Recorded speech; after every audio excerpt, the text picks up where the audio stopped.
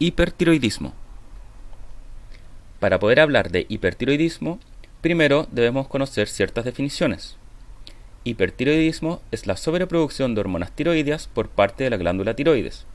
El hipertiroidismo puede ser de origen primario o secundario. En el caso del hipertiroidismo primario, existe un aumento de las hormonas tiroideas producidas por la tiroides. Esto genera inhibición del eje hipotálamo hipoficiario, dando como resultado niveles bajos de hormona TSH. Por otro lado, el hipertiroidismo secundario es muy poco frecuente. En este existe una sobreproducción de hormonas TSH por parte de la hipófisis, lo cual estimula a la tiroides para producir una mayor cantidad de hormonas tiroideas. Tirotoxicosis son los síntomas desarrollados por una excesiva concentración de hormonas tiroideas. Y crisis tirotóxica o tormenta tiroidea es el incremento de los síntomas por hiperfunción tiroidea con peligro para la vida y que requieren tratamiento urgente. Enfermedad de Graves. Dentro de las causas más importantes de hipertiroidismo primario está la enfermedad de Graves. Esta representa el 80% de los casos de hipertiroidismo. Es una enfermedad autoinmune donde se forman anticuerpos contra el receptor de TSH en la membrana de células tiroideas. Se presenta con mayor frecuencia entre los 30 a 50 años y es 3 a 5 veces más común en mujeres que en hombres. En cuanto a la etiología de la enfermedad de Graves, se ha observado que esta enfermedad está relacionada con factores genéticos, como polimorfismos del HLA-DR, que son receptores de superficie del complejo mayor de histocompatibilidad tipo 2, y polimorfismos del receptor de membrana de linfocitos del tipo CTLA4. También existen factores ambientales que pueden gatillar la enfermedad, como el estrés, el tabaquismo, infecciones, posparto e ingesta excesiva de yodo. Sin embargo, no está claro cómo estos factores interactúan para generar el riesgo de la enfermedad. Fisiopatología de la enfermedad de Graves. En esta enfermedad existe una disfunción de los linfocitos T supresores, lo cual favorece la proliferación y expresión de linfocitos T cooperadores. Estos, al interactuar con los linfocitos B, producen su diferenciación a célula plasmática, la cual libera autoanticuerpos del tipo IgG contra el receptor de TSH en la superficie de células foliculares en la tiroides. Se han descrito 3 tipos de anticuerpos contra receptores de TSH en la enfermedad de Graves. Los más importantes son los anticuerpos de estimulación o TSI. Estos anticuerpos se unen al receptor de TSH, induciendo la proliferación de la célula tiroidea, causando hiperplasia difusa de la glándula, con aumento de la síntesis y secreción de hormonas T3 y T4. Este aumento de hormonas produce un feedback negativo en la hipófisis, generando disminución de TSH. Uno de los síntomas más característicos de la enfermedad de Graves es la oftalmopatía, la cual se presenta en un 50% de los pacientes. Sus principales manifestaciones son dolor ocular o periocular, lagrimeo, fotofobia, visión borrosa y diplopia. A la exploración se observa congestión orbitaria, exoftalmo, neuropatía óptica, restricción del movimiento ocular extrínseco, ejes visuales divergentes, exposición corneal, retracción palpebral y edema periorbitario.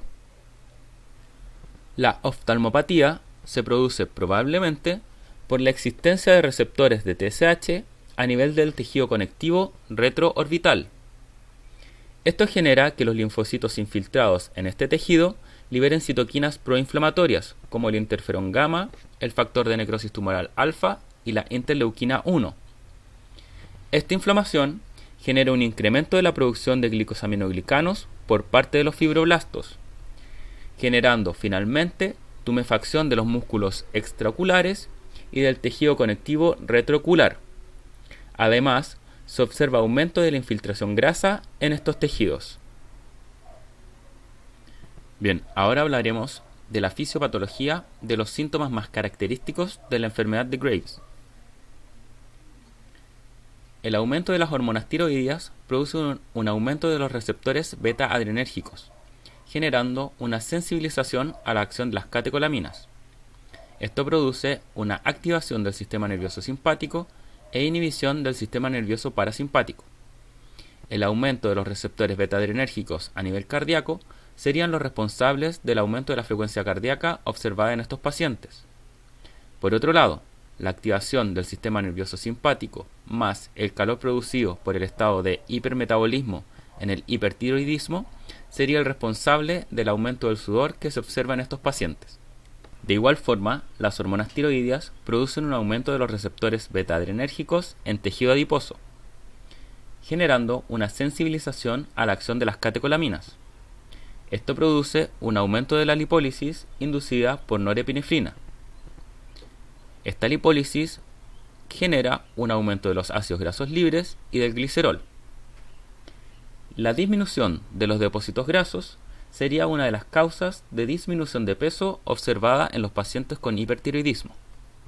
También se ha observado que el aumento de hormonas tiroideas produce un aumento de la síntesis de ácidos biliares a partir de colesterol, lo cual explicaría la disminución del colesterol plasmático en el hipertiroidismo.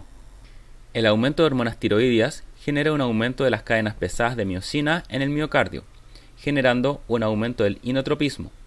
Esto justificaría los soplos, arritmias y palpitaciones observadas en estos pacientes. En el hipertiroidismo también se observa un aumento del catabolismo proteico, el cual produce baja de peso y debilidad muscular.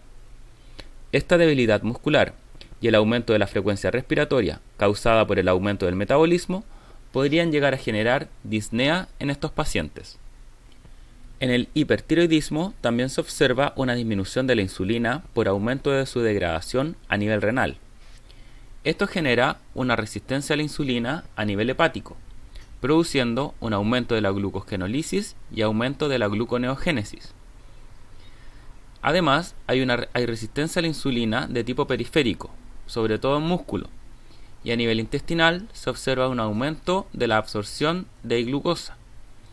Estos tres factores serían los responsables de la hiperglicemia que se observa en pacientes con hipertiroidismo. Por otro lado, tenemos que las hormonas tiroideas generan un aumento en la motilidad intestinal, produciendo diarreas, y además producen un aumento en la amplitud y velocidad de los reflejos nerviosos.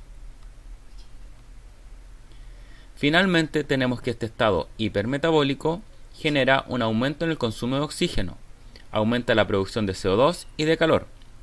Para poder disipar el calor, se genera vasodilatación mediada por óxido nítrico, lo cual además produce un aumento de la presión sistólica y disminución de la presión diastólica.